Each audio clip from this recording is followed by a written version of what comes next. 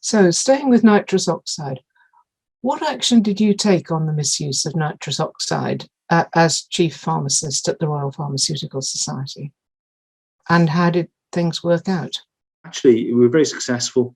We had articles published in the BMJ, we've been on the news, and it has raised the profile.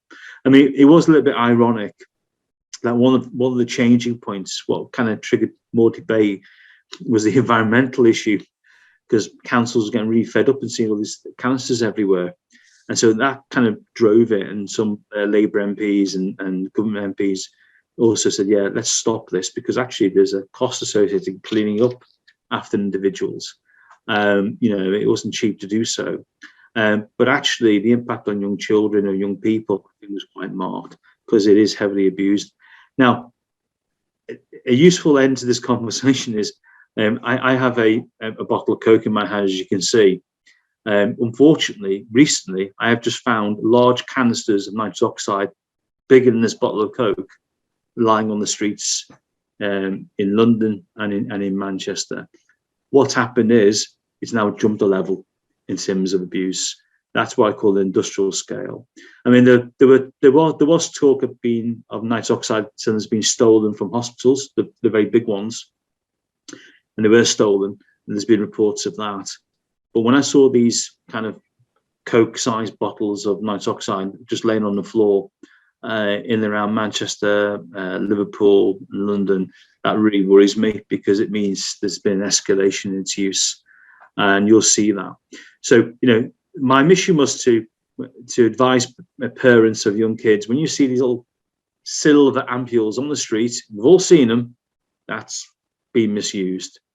Now I'm going to tell people, and certainly when the new chief scientist is appointed, I'll be telling he or she, and actually watch out for these big canisters, because that's serious. And, that really worries me that that's happening. So there's still more to do. Could you just clarify for us, is it the case that the use of gas and air, for example, in labour is okay, but prolonged use or intense use of nitrous oxide is dangerous? It's not exactly clear how much you do need, but I mean, there was a report of Chinese man in China doing about 1,000 ampules a day, and that's certainly put him in a wheelchair. But it's certainly people, because the problem is the buzz you get is very quick, and they like it, and so they do it again and then do it again and do it again, and that's where it starts becoming a little bit of a problem. So it's very hard to quantify, but if you're doing hundreds a week, you're in serious trouble if you carry on. So it is a major difference of scale.